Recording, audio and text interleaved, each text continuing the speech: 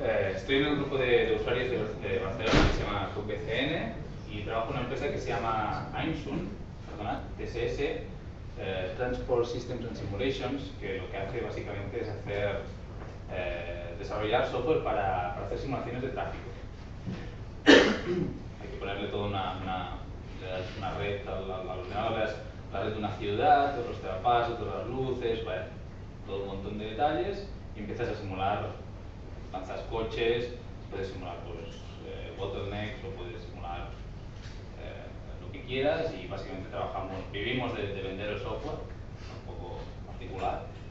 También hacemos proyectos y bueno, hacemos un poco de investigación también.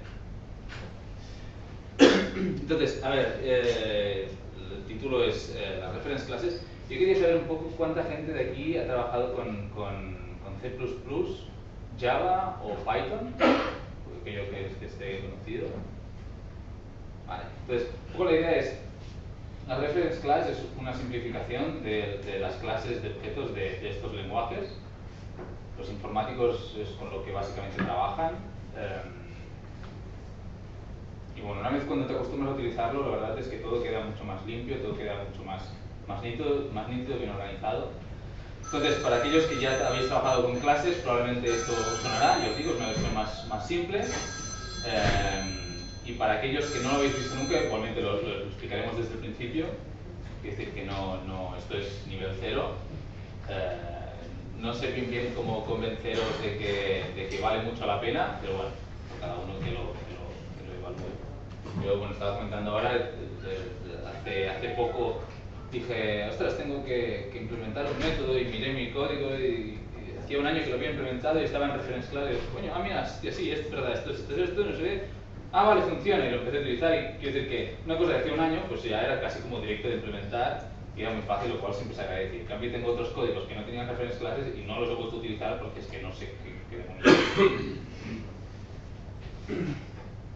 Entonces, ventajas de las reference class, una es que el código queda mucho mejor organizado. Esta es más fácil de leer, más fácil de debugar.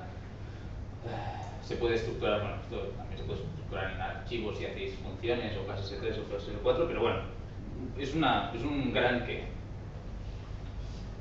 Además, si cada vez vais teniendo más código, va creciendo, tenéis más archivos que se relacionan unos con otros, claro, esto, si lo tienes como clases, funciones sueltas en varios sitios, pues es más difícil de organizar todo, ¿no?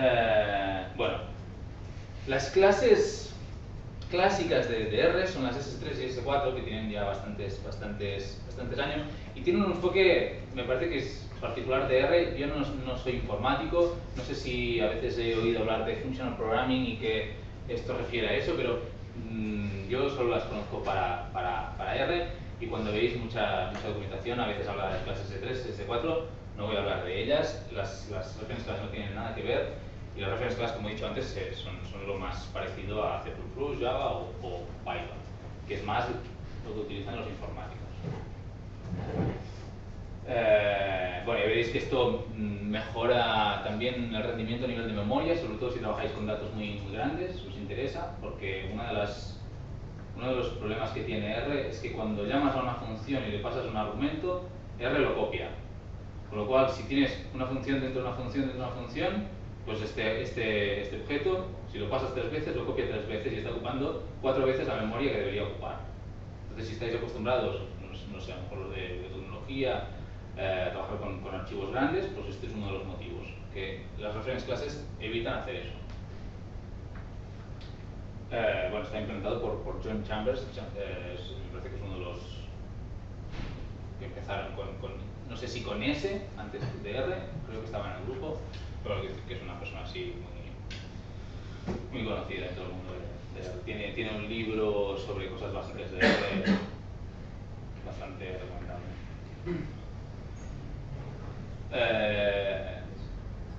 Si tenéis cualquier tipo de duda, preguntadme. O sea, hay dos tipos de dudas, las concretas y las me he perdido, no he entendido nada. Todas son válidas. La idea es salir de aquí con un poco que se entienda. O sea, si hay algún paso que no veis claro o os habéis perdido, por favor preguntad, que nadie tenga miedo de que se va a hacer pesado. Es decir, si insiste alguien mucho, diré, mira, pues lo hablamos luego, pero quiero decir que nadie tenga miedo de preguntar absolutamente nada, ¿de acuerdo? Aprovecho y pregunto entonces. Sí. El hecho de que sea diferente de las clases S3 y S4 decías, ¿no? Que no pasan los valores de las funciones o algo así. Sí. Esto puede hacer que al trabajar en paralelo con paquetes de estos que utilizan varios nodos, o sea, nodo maestro, nodos esclavos, que sea más eficiente trabajar en enviar el trabajo a los nodos y recuperarlos luego en el maestro, o no debe afectar. ¿Se entiende la pregunta? Se entiende la pregunta. Me lo he puesto huevo, he dicho, si alguien quiere preguntar, que pregunte. Sí. No lo sé, hay que pensarlo un poco. Yo creo que en principio no hay problema. Habría que pensarlo un poco. No lo he hecho nunca. Y Es posible que dependa del caso concreto. sí. O sea, lo que está claro es que si tú creas las clases dentro del bucle, Sí. no hay problema. Y si tú las creas, bueno, y si tú las creas fuera del bucle, como tienes que exportar los elementos, tampoco hay problema. A priori esa sería mi primera respuesta. O sea que No hay problema con reference classes. No hay problema con reference classes. Lo que pasa es que una clase que hayas Me refiero al tema de que tienes un objeto de datos muy grande y se lo has de pasar a los nodos esclavos a trabajar. Sí. Y eso es ineficiente, tarda mucho tiempo, etc. Si entiendo que esto no pasaría a los datos, sino que pasaría como un puntero quizá o algo así. ¿O no, yo creo que los copiaría. Vale, Lo más es probable es mismo que lo los copie. Vale. Lo más probable es que lo copie. O sea, cuando lo pasas a los nodos, si lo haces en paralelo, lo más probable es que lo copie. Porque tienes que coger esos... O sea, bueno, no sé, hay dos métodos de paralelo, el Snow y el multicore. Multicore no tengo absolutamente idea de cómo funciona, pero el Snow lo que hace básicamente es abrir sesiones de R. Y lo que tienes que hacer es inicializar varias sesiones de R. En vez de hacerlo manualmente, pues lo hace automáticamente. En ese sentido, lo que tienes que hacer es inicializar esos objetos en cada una de las sesiones, con lo cual tienes que copiarlos. Lo que no creo que sea es un puntero a la sesión original. Esto no. Porque cada uno tiene su espacio de memoria distinto. Porque cada uno tiene su espacio de memoria distinto. O sea, aquí sí que lo estarías copiando a cada uno de los servidores, pero no. Pero si lo inicializas dentro, no hay problema. Entonces, antes de hablar de reference classes, quería hablar de entornos. Esto es básico en el sentido que es propio de R. Un entorno es una colección de objetos y un link o un enlace al entorno. Cada entorno está linkado a su entorno padre, ¿de acuerdo? Y tiene todo el grupo de parentescos, por decirlo de alguna manera. Pensad que los entornos es donde se evalúan donde se guardan los objetos que estáis utilizando. Un ejemplo muy claro es, vosotros iniciáis la consola, definís un objeto, A igual a 1. Esto está en lo que ahora lo explicaré, pero está en el entorno global. O sea, este objeto está en algún sitio, pues lo que se llamará el entorno global. Si hacéis una función, lo que esté dentro de la función está dentro de un entorno creado por la función.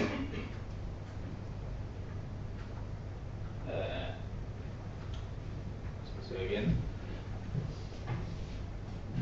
Esto es un poco para que entendáis las reference classes, no lo vamos a utilizar para nada. La manera de crear entornos, new environment, ¿de acuerdo? Con el signo $, como si fuese una lista en R. Se pueden poner aquí, dices, bueno, voy a poner un new element en new environment y le pongo 3. Incluso en new environment le puedo poner una función, ¿de acuerdo? Y puedo evaluar esta nueva función en este nuevo elemento y me devuelve 6. Es el 3 multiplicado por 2 que me da 6. Es decir, lo único que es esto en verdad es una lista. O sea, en las listas de R, esto es, por ahora es exactamente lo mismo. ¿Sí? ¿Hay dudas hasta aquí? Entonces, lo que decía antes, todo lo que hagáis en la consola, manualmente se mete en el Global Environment.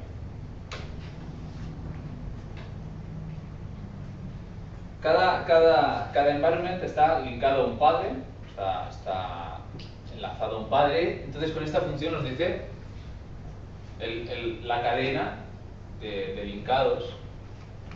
El padre del global environment sería el package knitted, el padre del package knitted sería el stats, el package, bueno, así hasta que se llega al package base. Los paquetes también crean sus, no sé si son environments o crean su propio environment, ¿de acuerdo? Pero aquí se ve claramente esta cadena de parentescos, ¿sí? Podéis jugar un poco con los entornos, le podéis preguntar cuál es el parent environment del global environment. Esto es un número raro, es corchetes 001324, pero si le preguntas el environment name de esta cosa aquí, te dice, el 01324 es el package, ¿de acuerdo? O sea, yo creo que también la gente que hace packages y juega con dónde se evalúan cosas, tienes que saber, tienes que tener acceso a qué packages, a qué environment estoy, o cuál es el padre, evalúame esto en este environment, evalúamelo en el otro. Bueno, evaluar significa leer los objetos que hay en ese environment y cuando lo asignas, lo guardas de ese environment, ¿sí? Entonces, una cosa muy importante. Cuando llamas a una función, una cosa es dónde se crea la función y la otra cosa es llamar a la función. Crear la función es definirlo. Por ejemplo, aquí estamos definiendo la función queda definida en este entorno, pero lo llamamos desde el entorno global, ¿sí? Porque esto es la consola, la llamada es esa. ¿Sí? ¿Hay dudas con esto? Entonces el tema está en que cuando llamas a una función, crea un entorno. Este entorno, todas las variables que se utilicen dentro de la función se meterán en ese entorno y cuando la función haga un return y devuelva, todas esas variables se borrarán. ¿De acuerdo? Bueno, esto, cuando se acaba la llamada, el entorno lo borra todo. Entonces,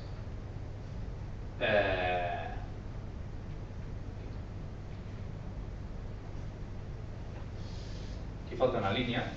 Perdón. Yo defino esta función auxiliar, que lo que me hace es asignar el valor 2, dime lo que hay en A, ¿de acuerdo? Y luego llamo la función. Y al llamar la función me dice 2, simplemente la he ejecutado. Esto no hay ninguna duda. Si le digo, escríbeme A, y te dice, no, A no existe. ¿Por qué A no existe? No existe porque es que estaba dentro del entorno de la función. Entonces, cuando la función ya ha acabado, ha borrado todo lo que había dentro. ¿Sí? Entonces, las asignaciones normales en R son, esto es lo más usual, pero esto sirve igual, ¿de acuerdo? O sea, si sustituís todas estas por todas estas, me parece que no hay absolutamente ningún tipo de diferencia, vaya en algún caso un poco raro, pero vaya, en principio no hay problema. Siempre que pongáis esto son asignaciones locales, ¿de acuerdo?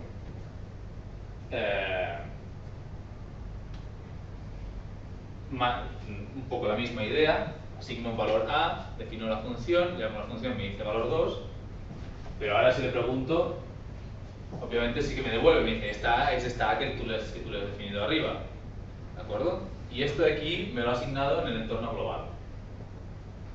¿Sí? ¿Dudas? Sobre todo, claro, clarísimo. Aquí, perdona. Entonces lo que pasa es que dentro de la función se pueden llamar a todas las variables globales, ¿no? O sea, es lógico, pero en todos los lenguajes de programación no es exactamente así. Sí. Ahora lo explico.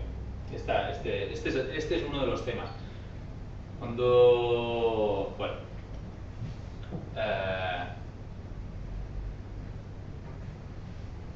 es lo que decías tú. Yo, imaginad que estoy dentro de una función y llamo el elemento A.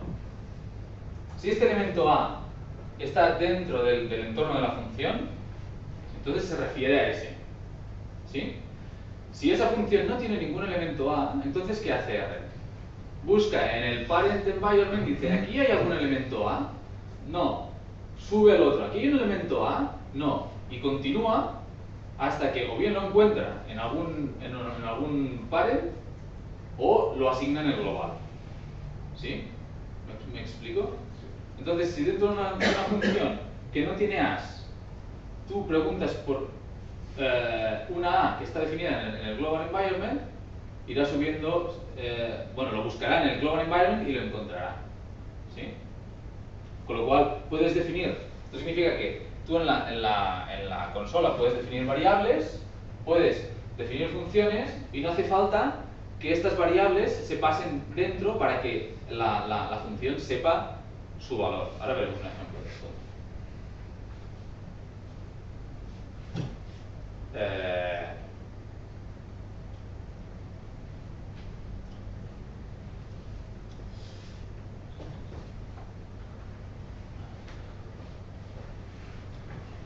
Aquí, A es igual a 1.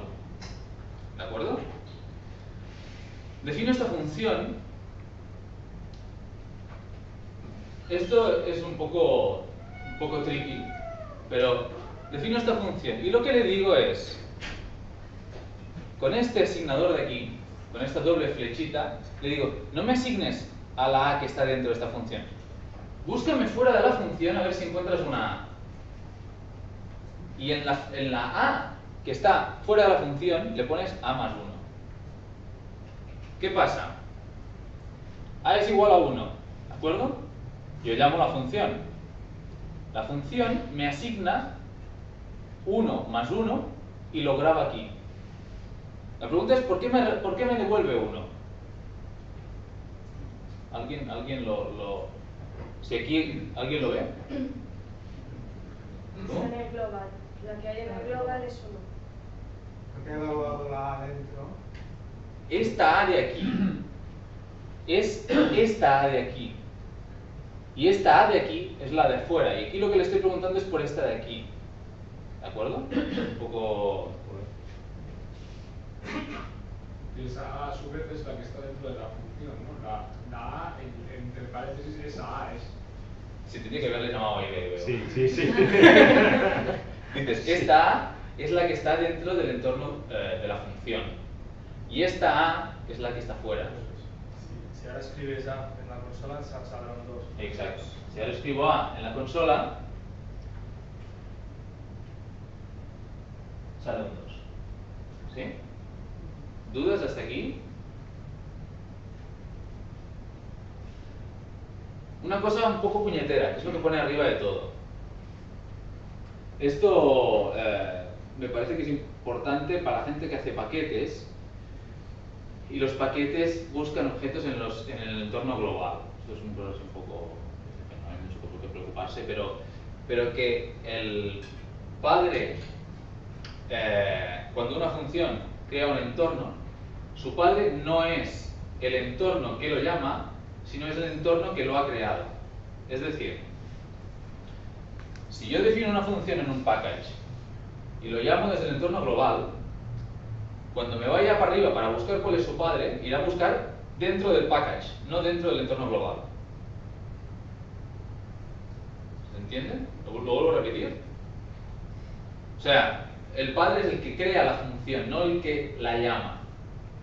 Y normalmente llamamos funciones, bueno, o dentro de otras funciones o desde el entorno global, pero si la habéis creado en un package, entonces el parent environment es el package, no el entorno global, a pesar de que la hayáis llamado por el entorno global. ¿Sí? ¿Dudas hasta aquí? ¿No? ¿Queda todo claro? No es esencial, pero bueno, es un poco importante. Entonces, corren por la web ejemplos de reference class creados con environments. ¿Por qué una reference class en verdad es una environment? Porque R, cuando tú le pasas un argumento, lo copia siempre, salvo que sea un entorno. Los entornos no los copian. O sea, cuando crearon R, dijeron, ostras, Si yo paso como argumento un entorno, no lo puedo copiar porque a lo mejor allá hay... Bueno, yo creo que debe ser por eso, pero lo que dice que los entornos no los copia. El resto de objetos los copia casi por defecto. O sea, todos los copia. ¿De acuerdo? Digamos de una manera un poco más precisa. El que podéis estar seguro que no copia es el entorno global, los environments. Entonces, cuando quisieron hacer la reference class, uno de los argumentos, una de las cosas que querían era que al pasar los objetos por valor no se copiasen, con lo cual esto tiene que estar implementado con environments.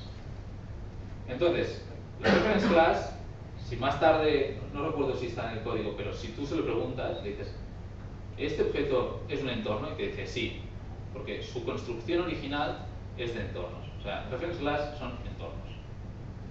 ¿De acuerdo?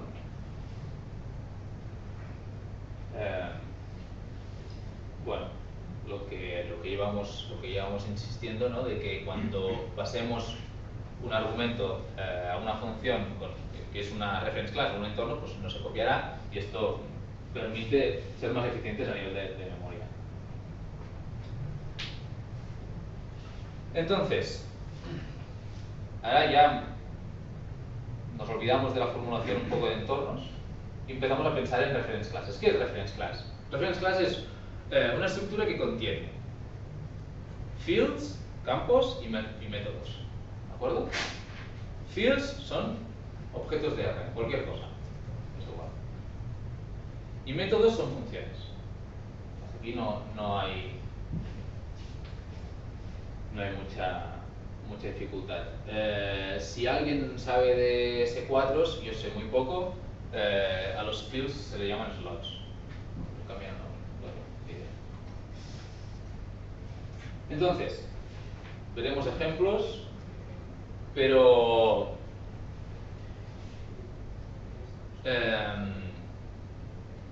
una de las cosas que se trabaja con clases es que cuando vamos a trabajar con un nuevo objeto, y objeto me refiero a objeto de una reference class, no un objeto de R, y hay un poco de nomenclatura, este objeto siempre se tiene que inicializar y destruir. Esto proviene un poco también de las cuestiones de memoria de C++ o de lenguajes más así, que primero tienes que asignar memoria y todo esto. Entonces, es una manera automática de que cuando creo un objeto, automáticamente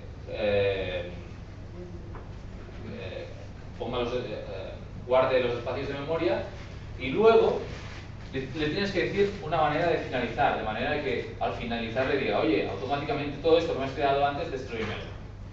Y bueno, nada, al final es más cómodo. Entonces, a pesar de que no siempre es necesario especificarlo, internamente siempre hay que inicializar y finalizar los métodos. Pero bueno, esto es, si no decís nada, no hace nada.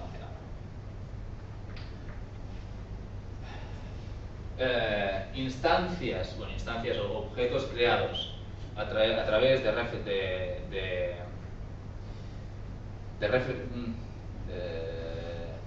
instancias de una clase se llaman objetos, y digo, hay los R-objects que le llaman objetos por definición, pero las instancias de una clase, de una reference class, son también llamados objetos.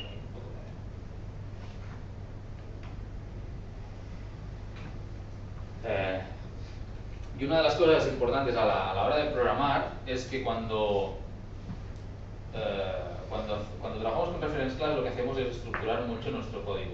De manera que hacemos como parcelas y decimos, esta reference class será la responsable de estos objetos y estas funciones.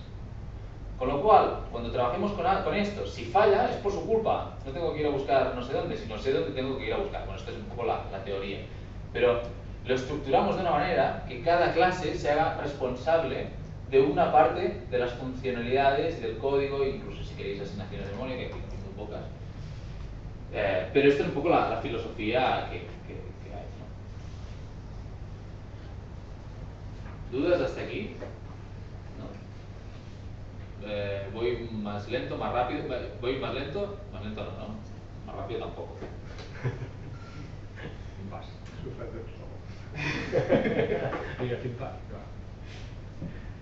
Entonces, ¿cómo se define una reference class?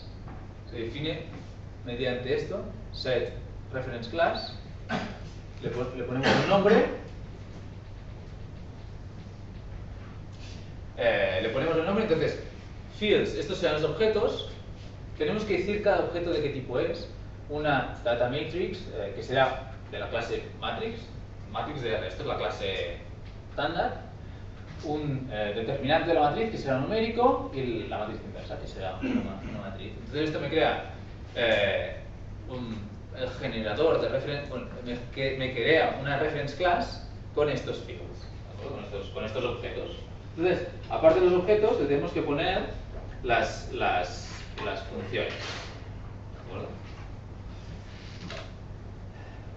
Una cosa importante, esto en R no pasa, pero en otros lenguajes sí. Aquí cuando lo inicializas como matrix, esto ya es de por vida. O sea, si intentas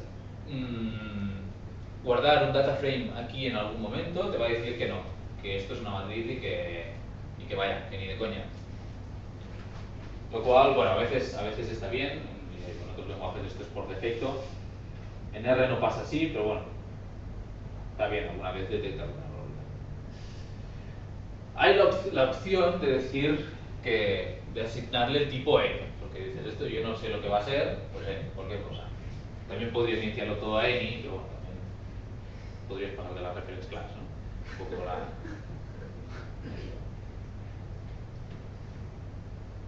¿Cómo construimos? Lo que he dicho antes es que todos los objetos tienen que ser inicializados y destruidos. Entonces, ¿cómo los inicializamos? Esto, cuando nosotros creemos un nuevo objeto, lo primero que llamará, no sé si exactamente lo primero, pero lo que seguro que llamará es esta función. Si nosotros a esta función no le hicimos nada, pues no hará nada, pero cuando me creo un nuevo objeto, llamará esta función y llamará este código. Entonces, voy a inicializar un nuevo objeto que le voy a pasar una matriz externa, y esta matriz externa me la guardas en data. La primera observación es que utilizo esto.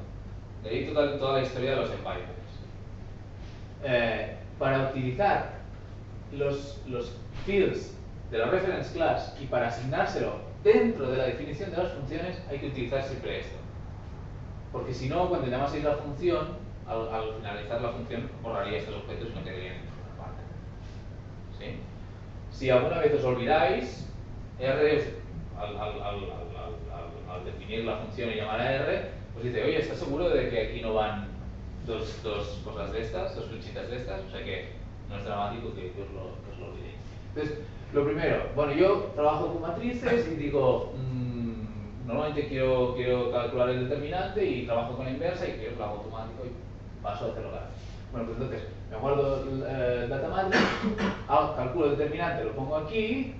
Bueno, si el determinante no es 0, pues dame la inversa, y si es 0, pues pon null para decirme que aquí he fallado alguna cosa. Dime. Ahí en la asignación esa, en la que hablas de data matrix, ahí se hace referencia a lo que es el atributo del objeto, ¿no? O sea, estás hablando del objeto que está dentro del environment, que es el reference class. Exacto. O sea, nunca saldría fuera de ese environment, ¿no? Esto va directamente al reference class, no va al entorno global. Eso es. Porque de alguna manera... Si no pasa el caso de que el nombre sea igual, el de la variable local y la del environment o atributo del objeto, una asignación normal también funcionaría, ¿no? Porque iría a buscar al padre directamente. Sí. Tú puedes poner, si le pones solo una flechita, te lo hará. Si tú aquí le pones solo una flechita, te lo escribirá en datamat y cuando se acabe lo claro, luego borra. Se borra.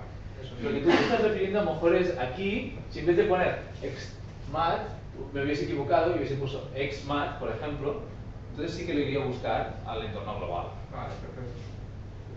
¿Sí? Como que la función de inicio es un poco, es diferente al resto, se acaba llamando call supper, ¿de acuerdo? Llama al superior. Y esto es por defecto, se acaba. Lo de los puntos, y esto de aquí lo veremos más tarde, cuando definís una función y ponéis igual a algo, lo que os hace es si al llamar a esta función no especificáis ningún argumento, os devolverá por defecto esto. O sea, yo puedo llamar esta función en claves cerradas y lo que me construiría es esto, pero con una matriz diagonal 1, o sea, es un 1 y ya está. ¿Sí? O sea, este es el valor por defecto que le pondrá a datamat si no le decís lo contrario. ¿Sí?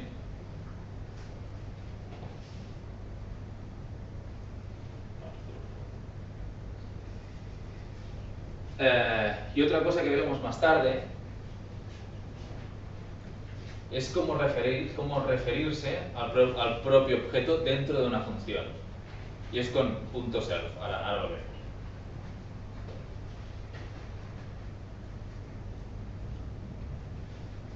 Un ejemplo. Creo una matriz diagonal, una matriz 3x3 con 1, 2, 3 en la diagonal, ¿de acuerdo? Y llamo a matrix class, hazme una nueva matrix class con esta matriz externa y me lo guardas en newmat, ¿de acuerdo? Esto es un objeto y esto es la clase, de alguna manera, ¿sí? Entonces, si llamo newmat, me dice es una reference class object, es un objeto de una reference class del tipo matrix class. ¿Y qué fields tiene? Tiene la matriz que le acabo de pasar, el determinante de la matriz y la inversa de la matriz.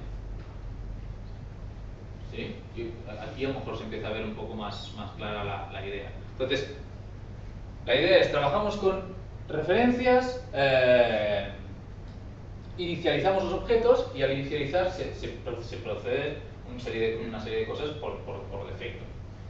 ¿Los métodos se ejecutan cuando inicializas? Cuando inicializas solo se ejecuta el de inicio. Exacto. Pero el new, esta función new llama al inicio. Vale. Llama al inicio que tú has definido. Si tú no defines nada, no hace nada. La llama, pero no hace nada. O sea que este cálculo de determinante y de inversa tienes que haberlo hecho en la inicialización. Claro, es esto. Es la construcción. Cuando yo defino la reference class, le digo que cuando me la inicies, hazme todo esto por defecto. Entonces cada vez que haga un nuevo objeto, me lo hará por defecto. Y new es algo que pertenece a la clase por el solo hecho de haberlo definido como una clase, ¿no? Existe este elemento. New es genérico. Hay new. Todas las clases tienen el new.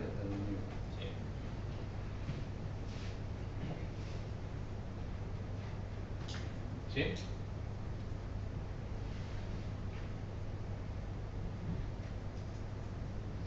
Entonces, ¿cómo trabajamos con las...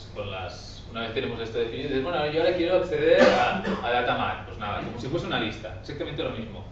Newmat, su datamat, y me escribes la matriz. Y devuelve la matriz. Entonces, el destructor. El destructor es, cuando me vayas a eliminar el objeto, antes de eliminármelo, haz un par de cosas que yo quiero que siempre hagas. Por ejemplo, le digo que me escriba todos los objetos que tiene dentro. Dice print objects self, hemos dicho que era el mismo. Dime qué objetos tiene el mismo y me enseñas el nombre. Print, esto en verdad devuelve los nombres. Y ahora lo que quiero es que, bueno, que salvo que sea una función, que entonces no quiero que me hagas nada, lo que me digas es el nombre y me escribas el objeto en sí. ¿De acuerdo? Esto, aquí le podéis poner cualquier cosa. Es un ejemplo. Entonces, si ahora la matriz que había creado antes la destruyo, me dice los nombres de todos los objetos que tiene, ¿de acuerdo? Que fijaros que, bueno, finalize y fields, que me parece que son métodos, init fields, son métodos que vienen por defecto. Aquí está mezclando funciones y objetos, pero a partir de ahora me da el objeto, el nombre del objeto y el objeto, ¿de acuerdo? Y si es una función no me dice nada. ¿Sí? Entonces, de alguna manera, Es un poco la idea esta, de que cada vez que vayamos a trabajar con un objeto nuevo, primero llamará y si en algún momento lo borramos, hará esto. ¿Sí? ¿Dudas hasta aquí? ¿No? Se ve bien. ¿Cómo le añadimos más métodos a la clase? Pues nada, matrix class, esto es la reference class. Añádame un nuevo método que se llamará linear equation, que será una función de que le das un vector b y me resuelves este sistema, ¿de acuerdo? ¿Sí? Hay un pequeño error de que no devuelve nada, pero bueno, esto sería una cosa muy sencilla. ¿Sí? Entonces, cosas que hay que saber.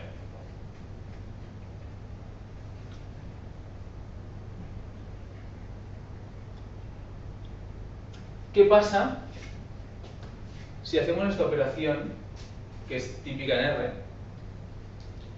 En R, si hacemos esto, estas dos cosas pasan a ser objetos diferentes. O sea, yo hago alternative matrix es la asignación matrix, modifico new matrix, puedo modificar esto, pero cada uno a su bola. En estos casos hay que ir con cuidado. Con reference class esto no pasa, porque son entornos que están allá como fijos y que aquí lo único que estáis copiando, aquí estáis copiándolo todo salvo el nombre. ¿Qué quiere decir esto? Bueno, ahora voy a modificar esta matriz. Esta matriz, la data matrix, en vez de ser una 3x3, le pongo una 2x2 que sea con una 2 la diagonal. Vale, fantástico. Me devuelve lo que le he dicho. ¿Qué me pasa ahora con el objeto original? Que me lo ha cambiado. Esto es lo que pasa si vosotros le pasáis una reference class a una función y modificáis la reference class dentro, os estáis modificando la de fuera también. Con lo cual tampoco hay que devolver parámetros. ¿Me explico? ¿Se entiende esto? Bueno. Esto en R regular tiene el significado de que aquí estoy creando dos objetos diferentes y que cuando modifico uno no modifico el otro, pero con reference class no pasa. Aquí lo único que haces es copiar el nombre. Copiarlo todo salvo el nombre. Entonces, si yo modifico el data matrix de aquí, también se me modifica el original. Son lo que se llaman, es la idea de punteros. En realidad no copias, sino que son dos nombres que apuntan al mismo sitio. La idea es de puntero. ¿Sí? No sé si internamente los entornos están creados, bueno, deben tener algún puntero por allá, pero la idea es de tratarlo que en verdad son punteros. ¿Sí? Y esto es por el hecho de que NewMat es un objeto en el sentido de Sí. instancia de una clase. Sí. Y en cambio Almat es porque no está definido en ninguna parte, ¿no? Aquí no, hasta antes de aquí no existía. No existía. Aquí empieza a existir, pero es lo que he dicho, son dos nombres que apuntan al mismo sitio. Y tú asignas una dirección de memoria. Tú asignas una dirección de memoria. ¿Sí?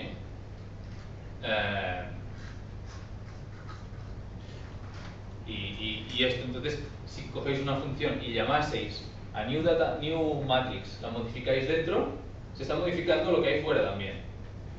¿Sí? Que esto es una de las cosas que en R no pasa. Pero esta es la gracia, que tú le pasas la estructura, me la modificas dentro de la función, pues luego no tengo que devolver y copiarlo dos veces, ¿no? Sino que con una basta. Con cero basta. Si has actuado sobre el mismo espacio de memoria, no hace falta que hagas. Exacto.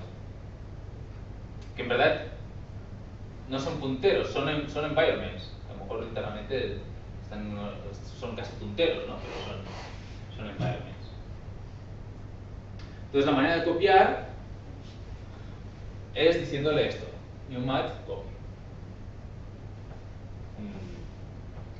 Si ahora creáis una nueva matriz, una nueva matrix class, la modificáis, Dices, vale, para la nueva me da lo que quiero, pero la anterior no me la ha modificado. Fantástico. ¿Sí? ¿Dudas? ¿Queda todo? ¿Algún comentario hasta ahora? ¿Alguna opinión? ¿No? Bueno, pensando lo que acabas de decir, cuando antes te preguntaba a... ¿Suset? No. Xavi del... ¿Xavi? Sobre, Sí. sobre los Sí. nodos Sí. seguramente entonces sí que habrá problemas, ¿no? Entiendo yo. Porque Claro. tú estás pensando en el SF Sport, ¿no? Sí. Pero esto es una función que le pasa a todo el entorno, porque si los entornos no se copian... Claro, el SF Sport, ¿qué hace con los entornos? Lo más probable es que los copie, yo creo. Porque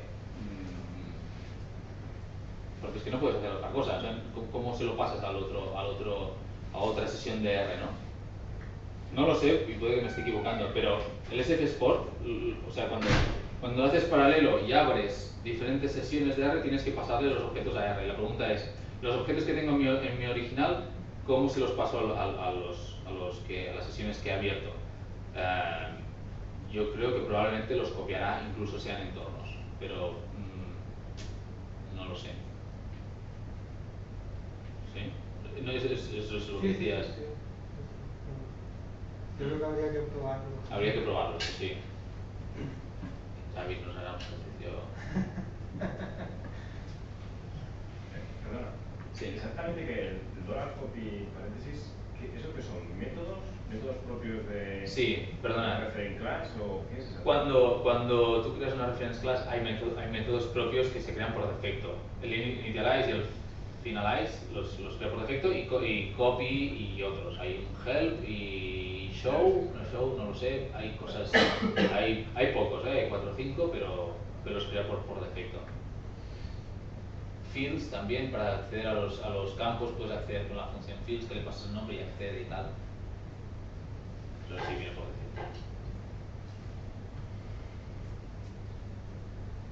Otra de las cosas típicas de programación orientada a objetos son las herencias.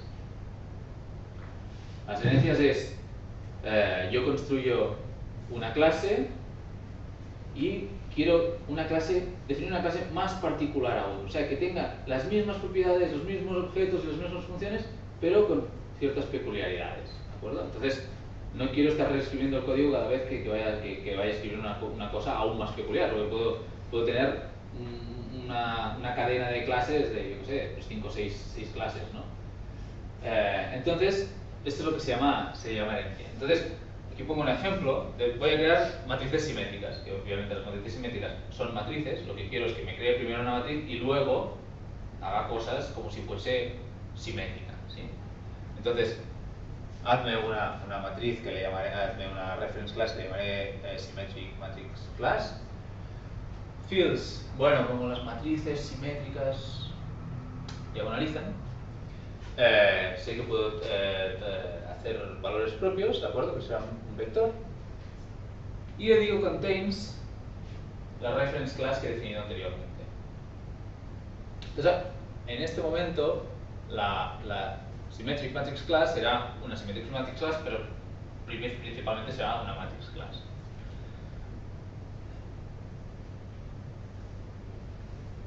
También le tengo que definir, bueno, si no quiero no pasa nada, el initialize y el finalize. Entonces aquí le paso external matrix. Bueno, si resulta que no es simétrica, dime, oye, que algo no chuta y para el programa. Y dice, si es simétrica, calcúlame los eigenvalues. ¿Sí? El tema está en que ahora tengo que inicializarla como matriz propia. O sea, esto es solo la parte simétrica, pero quiero que se inicialice la parte de matrix class como tal. Y es cuando call supper llama a la función initialize, pero de la matrix class. ¿Me explico? ¿Hay alguien que no lo haya entendido esto? ¿Sí? ¿Qué pasa? Que para inicializar la matrix class necesito una matriz externa. Y le tengo que pasar, esta matriz externa se la tengo que pasar.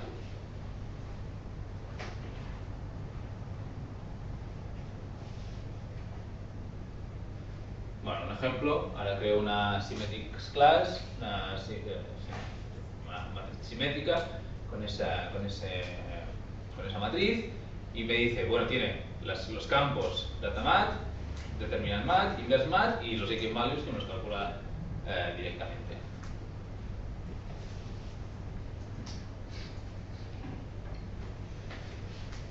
Entonces,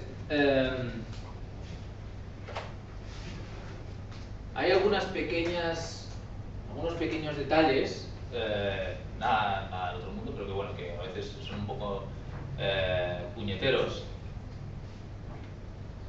de cuando inicializamos, qué hace en realidad, o sea, cuando hacemos herencia, en qué orden crea los objetos, ¿de acuerdo?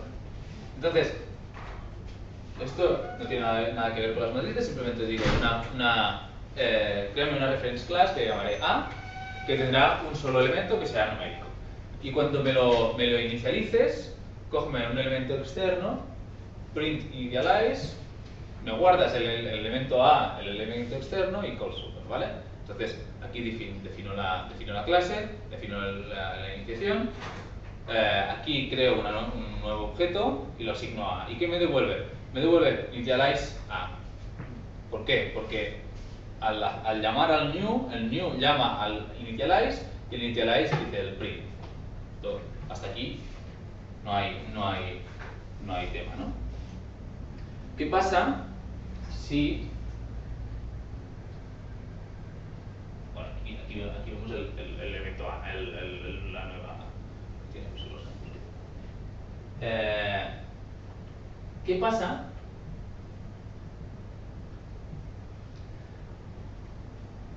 si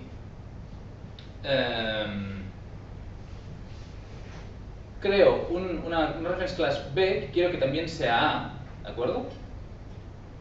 Y solo con esta llamada, o sea, solo lo estoy definiendo, ni siquiera estoy llamando a la función, y esto no sé si es... bueno, solo al crear la función me dice initialize A. Aquí estoy definiendo la clase, pero aquí me ha llamado algún initialize de algún elemento. O sea, internamente, cuando le defines la clase, está creando, ha hecho algún new de la clase tipo A. ¿Sí? Y se me queja, me dice, ¿qué pasa? Ostras, este elemento A externo está ausente. ¿Por qué está ausente? Porque cuando la inicializa sin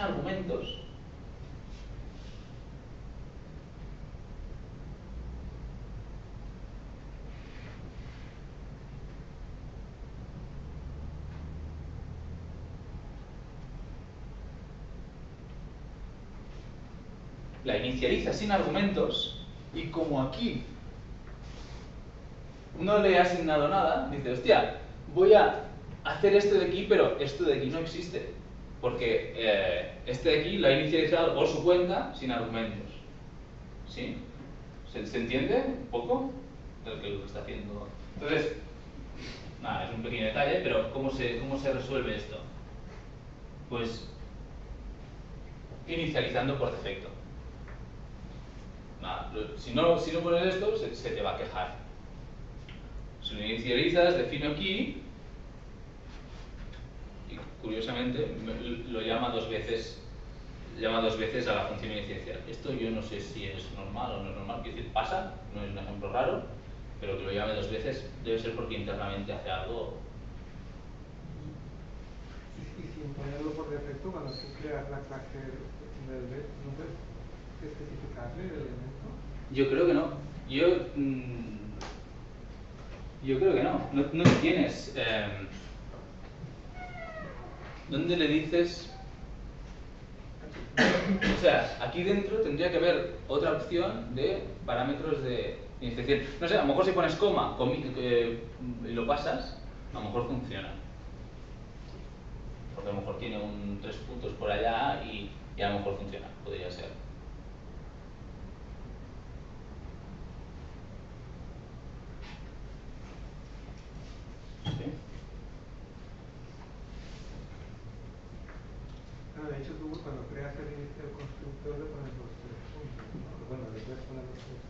Sí. Lo que pasa es que una cosa es cuando yo creo constructor y otra cosa es cuando defino la clase. Esto es que el tema es que aquí está definiendo la clase, ¿no? Le he definido y está evaluando algo. Aquí ha evaluado un new en algún sentido. Bueno, esto, a pesar de que es un poco triquiñuel, quiere decir que no es para nada importante, lo digo por si alguien se pelea con esto pues alguna vez, está bien saberlo.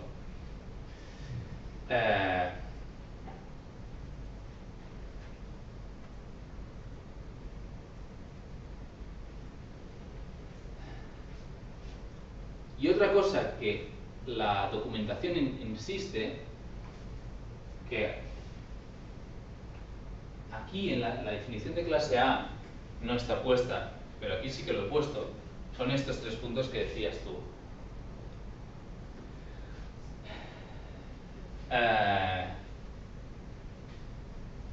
Insisten en que cuando tú defines inicialices una función, siempre pongas los 3 puntos aquí y 3 puntos en el call supper, porque si esta tiene que llamar a otras clases superiores, pues que lo haga a través de aquí y los parámetros puedan pasar.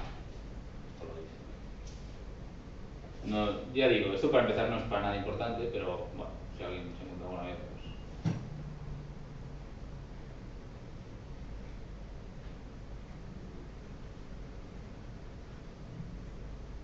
¿Sí? ¿Dudas hasta aquí?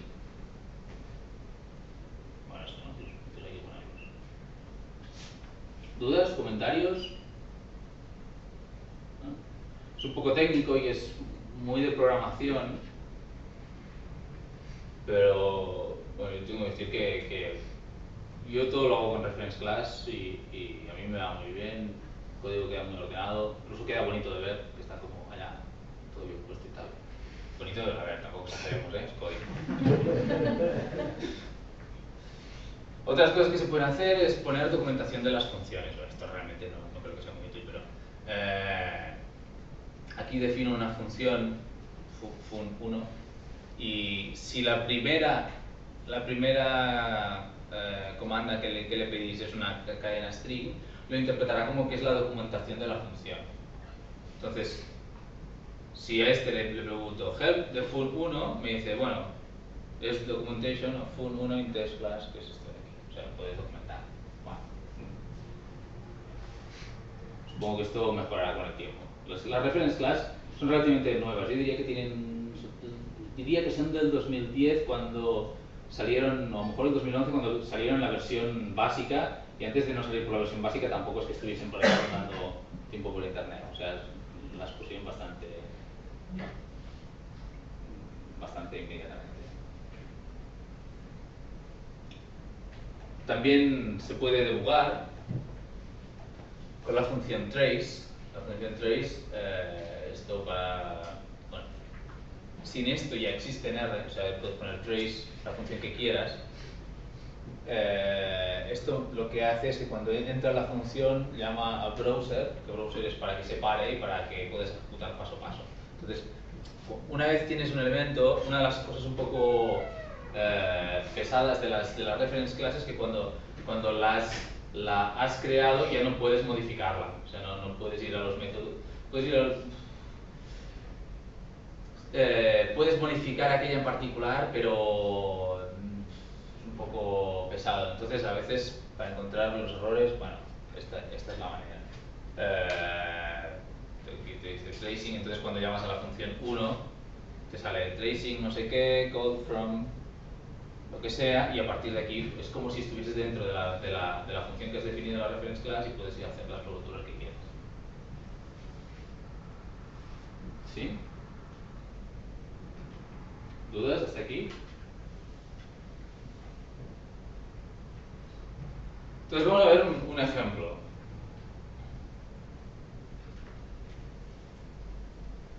Bueno, di una pequeña charla de esto en el grupo de usuarios de Barcelona y me dijeron, está muy bien, pero a veces cuesta un poco cómo imaginarse cómo implementarlo. ¿De acuerdo? He puesto un ejemplo muy sencillo, a ver si esto ayuda.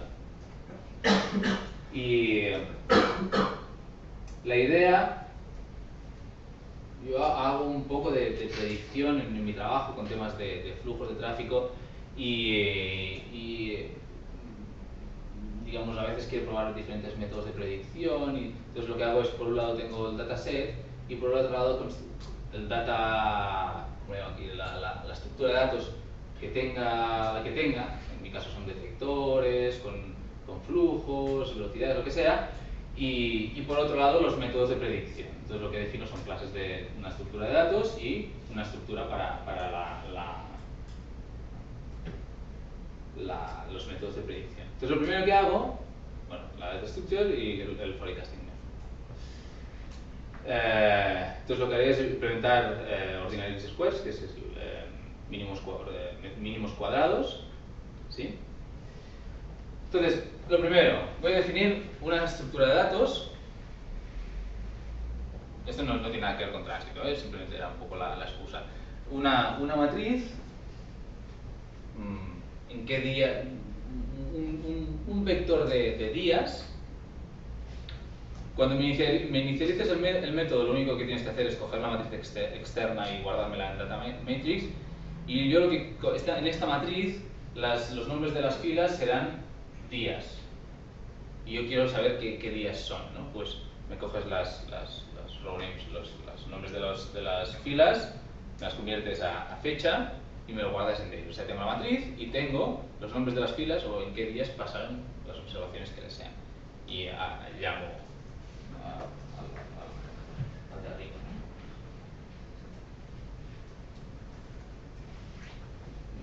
Quiero que automáticamente me hagas un plot de para cada día la primera columna. O sea, lo que he hecho es la primera columna es la Y y las otras columnas son la X. Ahí es la respuesta, las X son variables explicativas, son todas sintéticas inventadas, no tienen ningún de esto. Pero lo que quiero es que ya que me hagas gráficas de cómo están funcionando las cosas. Y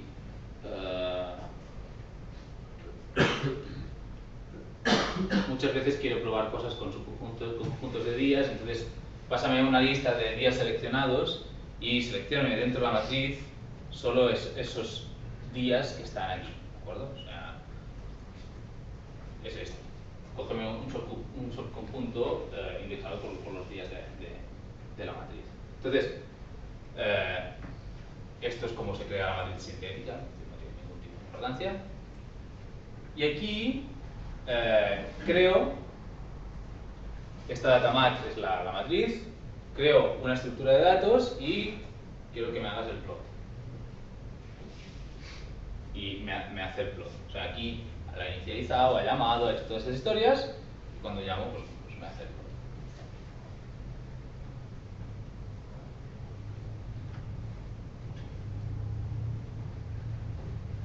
Que quiero que me selecciones unos cuantos días y me los vuelvas a hacer el plot. Pues aquí los selecciona y me hace el plot correspondiente, que es un poco, son los primeros días que corresponden a esta parte de aquí. ¿De acuerdo? No es importante el ejemplo en sí, pero es un poco para coger la dinámica de cómo trabajar. Por otro lado, créame una clase de predicción. Y la clase de predicción, ¿qué tendrá?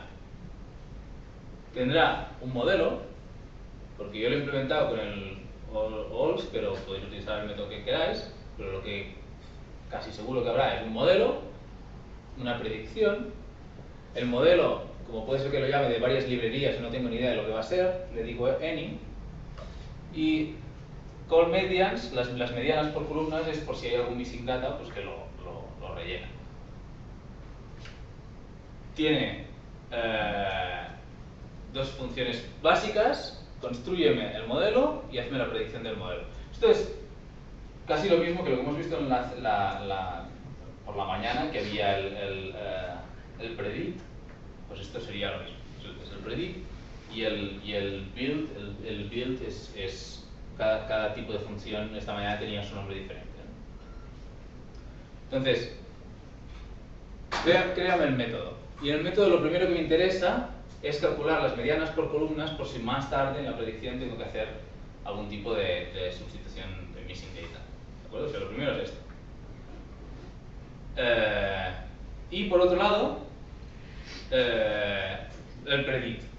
Esto de aquí, cuando llame a la función predict, lo primero que me hará es, para esas columnas que tengan NAs, me pones la mediana correspondiente. Hasta aquí no hay ningún tipo de método. Es decir, es lo que quiero que me haga automáticamente cuando yo vaya a implementar un método de predicción. Esto es genérico para cualquier método de predicción que yo pueda utilizar. Entonces, ahora hago un ordinary list squares, que en particular será un forecasting method. Cuando llame al build model, le paso los matrices X, Y con una lista de opciones por si me interesa. Y lo primero que hago es llama al call supper XY. Esto me va a llamar al build model del forecasting method.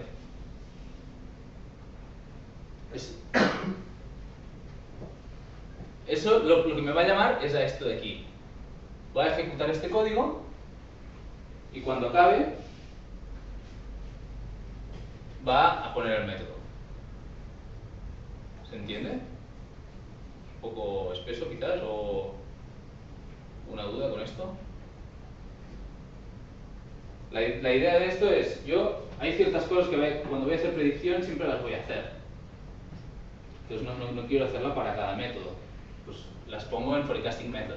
Y con las peculiaridades de cada modelo, pues las resolveré. Entonces, esto en verdad le he puesto el mismo nombre, podría haber puesto nombres diferentes, pero con el call supper me dice, llámame a la misma función, pero de la clase de la cual estoy heredando. ¿Sí? Y el predict model, cuando yo le pase una matriz X, hago lo mismo. Call supper X, ¿por qué? Porque quiero que me rellene los NAs que pueda haber aquí y me los devolvéis en la matriz X. Y la predicción será, que un error, esto debería ser model, X multiplicado por el model, que son las matrices, los coeficientes y se multiplican. ¿Sí?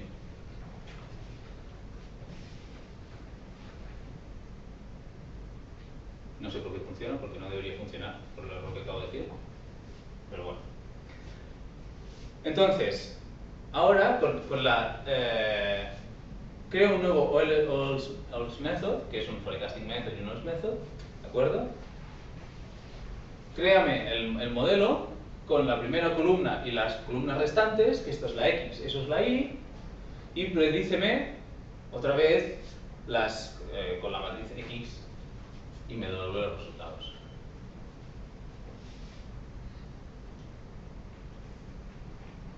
¿Sí? Y bueno, esto es todo. La charla es un poco más corta de lo habitual, pero considero que es, lo suficiente y tampoco no veo motivo para poner más cosas, salvo que alguien lo quiera. Una pregunta. Cuando una de las clases fue programado el método plot data, ¿no? Sí. Después tú lo llamas llamando la clase, Sí. plot data. Sí. Vale. ¿Se puede definir esto como, es decir, tú en la red tienes la instrucción genérica, digámoslo así, plot, que en función de la Sí. clase del objeto que le pasas, Sí. ejecuta un código. Aquí le puedes pasar que cuando haces un plot de un entorno creado en una clase llame a la función plot de la clase o no. ¿Sabes lo que quiero decir? No sé si los métodos genéricos, no sé si me estás preguntando que los métodos genéricos aceptan reference class como clase S4. ¿Es eso lo que me estás diciendo? Bueno, tú si haces un class Sí. de un objeto creado con una reference class, No te sale S4. te sale... Te sale reference class object o reference class object generator, que es la definición. Le puedes preguntar a un objeto, ¿es un environment? Te dice sí. Le pregunto alguna vez, ¿es un S4? Y me dice no. Pero la documentación habla de S4s y en algún sitio he visto que está como medio implementado. Es más, he visto gente que ha hecho packages con esto yo no sé cómo, cuando construyes un package, esto cómo lo pones. Yo entiendo que es una clase y a lo mejor le tienes que decir que es una S4 o algo así. Quiere decir que hay algo de S4, pero no veo la vía directa. Entonces, para definir, yo de hecho, no sé, le he llamado plot data, porque plot está... Podría haberle llamado plot y funciona igualmente. Pero... Sí, pero tenías que poner el nombre de la clase $. Tendría que poner... No tenías que poner, no me acuerdo del nombre de la clase, pero tenías que poner... Sí, data structure, tendría que poner plot y pasarle data structure, ¿no? Sí, no sería... Tendría que hacerlo así, no sé, no lo he probado, se podría hacer probablemente. ¿Y referencia bibliográfica que se considera? Ya, referencia bibliográfica es un marrón, porque solo hay la definición, o sea, buscas reference class y solo hay esa definición. El Hadley Wickham tiene allá unos apuntes puestos, que es una versión más simplificada. La documentación estándar es un poco pesada de leer. Y luego hay no sé si es el RDevel o el RGel, que de vez en cuando hablan de este tema, y en el Stack Overflow también hablan. Pero no hay una... todavía un tutorial así de... No. Casi que no hay ni de S4. Casi que no hay de S4. O sea que... De aquí a que lleguen pasará tiempo. R5, si buscas lo de R5 en el GitHub de Hadley, tiene algo escrito un poco también. De reference classes que le llaman R5. Sí. En algunos... Bueno, se supone que es para sustituir el S4, ¿no? Se supone que con esto le metes así un poco tal y pues tiras más cómodamente que el S4, ¿no? A ver, yo suponía que era el S4 por debajo y esto es algo que, bueno... Es independiente del S4, no tiene nada que ver. No. A ver, si me estás contando eso internamente, tiene algún... No, eso ya no sé.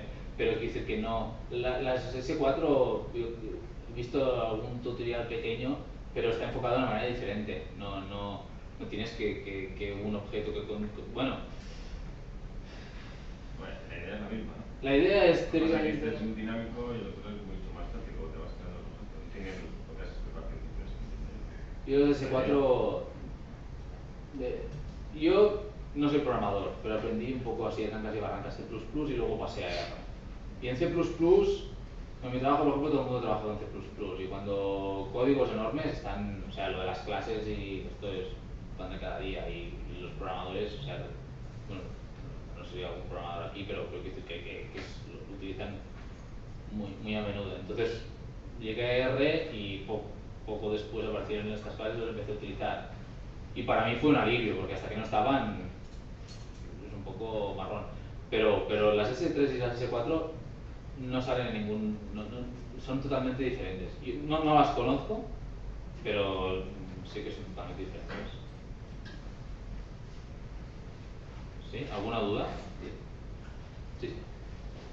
A mí me llama la atención, comparando con el C++, porque todo el rato voy realmente comparando. En la definición de la clase se especifican los fields, ¿no? Los objetos, digamos, y los métodos no. O sea, los métodos no los declaras. No los declaras, no. Por decirlo bien, sí. ¿no? Es decir, no los declaras y entonces, aunque no están declarados, se definen tranquilamente después. Sí. En medio de cualquier parte, ¿o no? Antes de que construyas el objeto. Pero si construye el objeto y luego añade un método, ¿qué va a pasar? Que el objeto que hayas creado tendrá los métodos anteriores. Los que ¿Y no los nuevos? No. Entonces vas creando objetos de la misma clase y que son distintos. Que unos tienen los métodos y otros tienen otros. Normalmente la clase la defines en un lado y ahí eso queda. No haces redefiniciones de la clase más tarde en el código. Bueno, porque no Ya, tienes, pero... lo puedes hacer. Puedes hacerlo, todo es secuencial, sí. porque no hay una compilación y un linkaje, ¿no? O sea que todo es secuencial. Podrías hacerlo, sí. Se puede, bueno, supongo que se puede. Sí, pues es más dinámico. Sí. Pero quiero decir que, aunque intente imitar las clases no compila, bien sí. definidas del C, sí. Hay algo distinto intrínsecamente por el hecho de interpretar secuencialmente. No está como metido dentro y tú ya creas la clase todo en instancia Claro, el objeto y sigues trabajando aquí. Aquí parece que, pues que puedes hacer un código secuencial y en cualquier momento añadir un método a algo Sí. que puede pasar. Puedes hacerlo, pero los objetos de esa clase que los has creado antes no tienen los nuevos métodos. Pues lo decía yo que era como más dinámico, es como vas trabajando y Sí, vas añadiendo cosas, ¿no? Claro, pero no actualizas, o sea, No te dice anterior, pero sigues trabajando. sí. De hecho, puedes definir una clase, creas un objeto, guardas el objeto como una redata, cierras sesión, vuelves a abrir, abres la redata sin haberle dicho en ningún momento que has definido la clase y te lo lee y sabe que es eso. O sea, lleva toda la información, es como un caracol, lleva toda la información encima. Es un poco, una vez creado el objeto es independiente de la definición. Pero bueno, a ver, tampoco no me atrevo a decir que no tiene mucho sentido, porque seguro que en algún momento alguien lo utilizaría, pero que tú defines la clase y luego creas los objetos. Redefinir la clase sin actualizar los objetos anteriores es un poco raro, ¿no? Si tienes que utilizarlo, a veces es que te equivoques y tengas un objeto por ahí sin un método que te hace falta. O sea Sí, supongo que... Por el propio... Pero induce a malas prácticas, digamos, ¿no? Bueno, pero tú estás hablando de redefinir la clase, no del... o de modificar el objeto. O sea, es que cada vez que añades un método estás modificando la definición de la clase, la declaración de la clase. Sí. Entonces, yo lo que decía es, si creas un objeto de la clase y luego redefines la clase, que teóricamente parece que se puede hacer, Sí. Y creas un nuevo objeto, los dos objetos Son diferentes. Son diferentes y por tanto, conceptualmente, no son de la misma clase. Sí, Que piensan exacto. en C++, ¿no? Sí. Y esto no puede ser. Sí, efectivamente, sí, es así. Ya. Pero bueno. Ya, no, es por intentar comparar.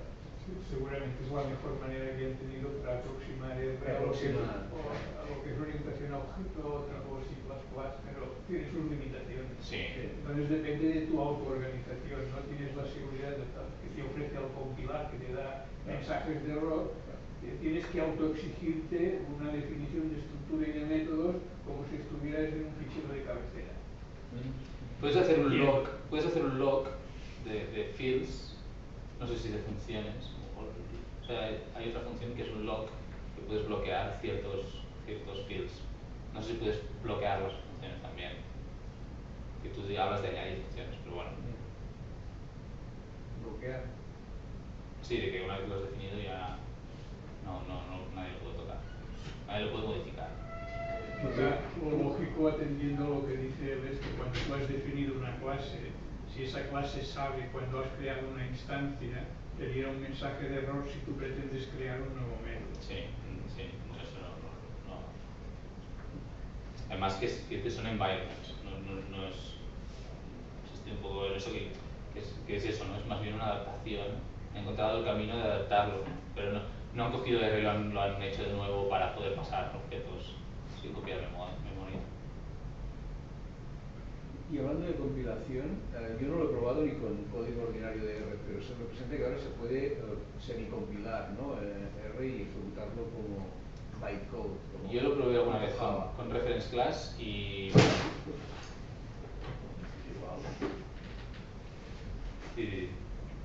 Sí, ¿qué pasaría? ¿Qué pasa si...? Yo lo probé y pasaba alguna cosa rara que no acababa de funcionar, se me quejaba, pero tampoco lo probé mucho y más lo probé cuando salió, a lo mejor ahora lo han modificado, no.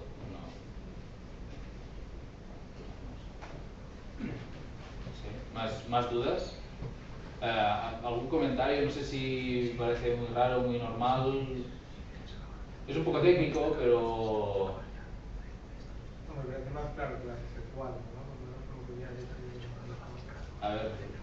o más fácil de manipular. La verdad es que no son complicadas. Y claro, cuando empiezas a escribir código, lo escribes haces una clase para cualquier cosa. ¿Sabes cuántas cosas que hacer? Pues no como los informáticos más puristas que dicen que cada función tiene que hacer solo eso, solo una función y nada más, y cuanto más pequeño mejor.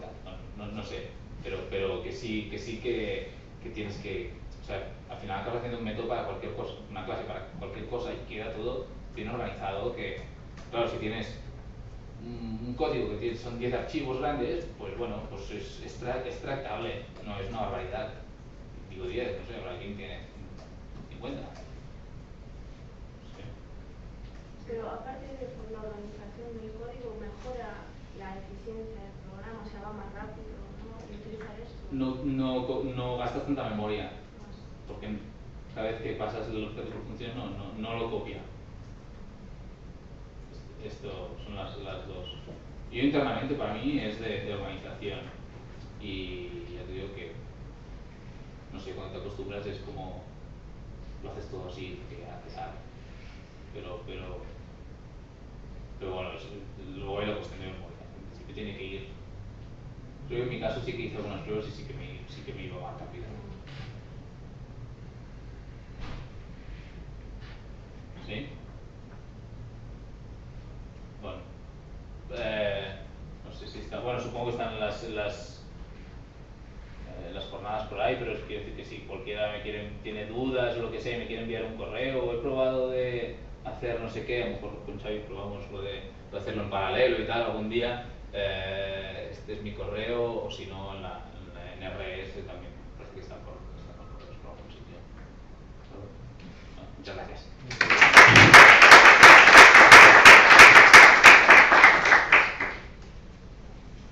¿Quieres tomar el café para ya esto afuera? ¿Vale?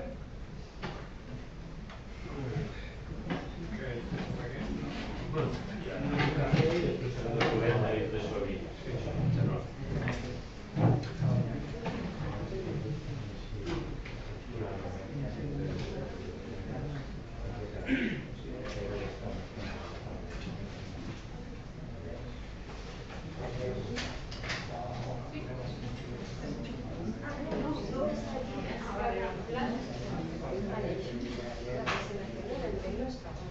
No. No lo sé, no voy a jugar en eso. Que la presentación en el pleno no estaba. Sí, pues ¿y alternativas? No, ya lo pedimos, todos los talleres, darnos lo que queráis. No fue mi culpa. Vale. Se equivocaron al hablar. Sí, se equivocaron al hablar. ¿Qué dices que lo pones en la página web? Una de las ideas era en la página web donde están los sitios de los talleres, donde es el taller, tal sitio y tal otro. Habilitar un campo allá donde cada uno podamos subir las presentaciones que se puedan descargar. No nos hemos organizado muy bien de antes de, pero esperemos que a días a posteriori recuperemos las presentaciones de la gente, se pongan allá y la gente las pueda descargar libremente.